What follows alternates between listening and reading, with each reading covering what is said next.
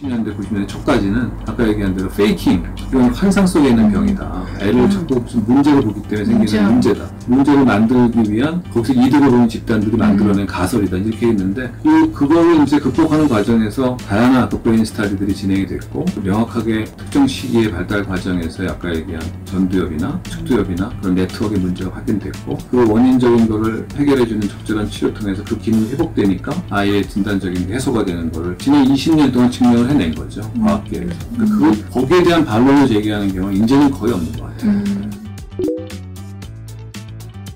사실 ADHD 진단은 쉬운 일은 아니에요.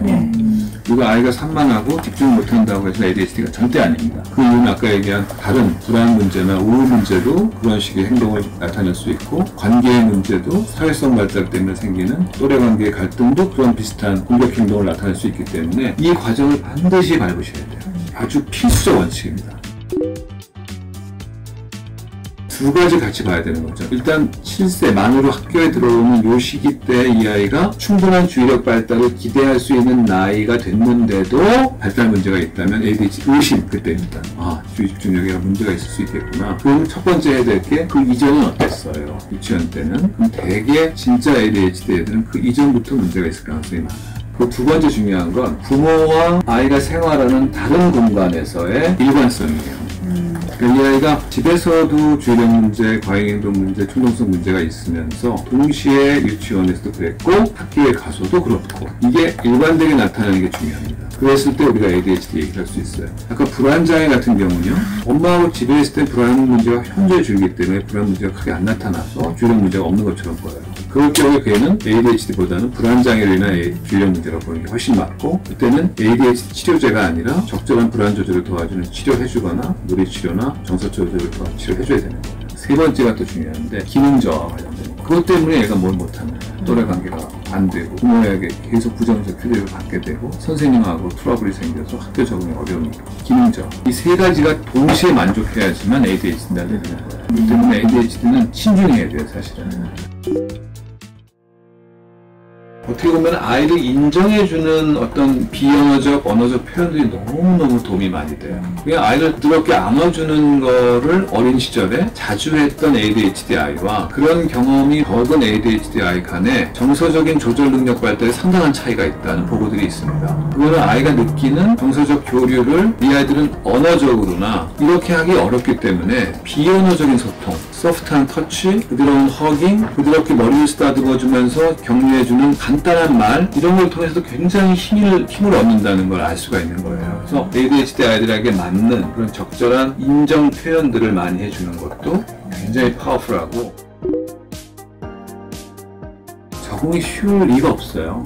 근데 개별화된 교육적인 제공을 해주는 환경 속에서는 얘는 굉장히 인정받는 아이가 될 수도 있어요. 그러니까 개별화된 교육이라는 건 똑같이 국영수를 같은 시간, 같은 시스템 가르치는 게 아니라 얘가 좋아하는 과학 시간은 6시간으로 해주고 대신에 너 과학을 잘하려면 영어도 좀 해야 돼. 그리고 수학도 좀 해야 되지. 이렇게 해서 그것과 연관된 것으로서의 학습 프로그램을 짜주는 이런 환경에 되면 얘는 굉장히 두각을 나타낸단 말이에요. 그러니까 제가 볼 때는 ADHD는 우리나라가 지금 필적 교육을 사실 하잖아요. 중학교까지는 최소. 고등학교 때도 갈라져 있지만 고등학교 때는 사실 입시에 매몰돼서 그것도 잘 안 되긴 합니다만 그런 시스템 안에서 더 적응이 어려운 거죠, 사실.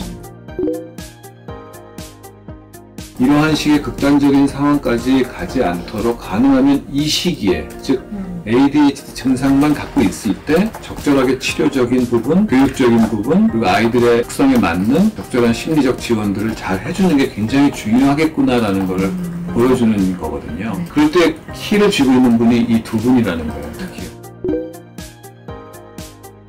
그 약물 치료는 사실은 가장 ADHD 진단이 정확하다면 가장 중요하고 가장 효과적인 치료이면 틀림없어요. 그리고 그 약물에 대한 여러 가지 오해와 편견들이 많이 있는데 진짜 그 아이한테 정확하게 진단돼서 그 아이의 용량, 나이나 몸무게나 그 아이가 식욕이나 수면 상태에 따른 적절한 용량에 맞게 처방을 하게 된다면 가장 효과적인 변화를 일으키고 그게 안정적인 변화까지 연결되는 데 있어서 가장 좋은 선택이면 틀림이 없습니다.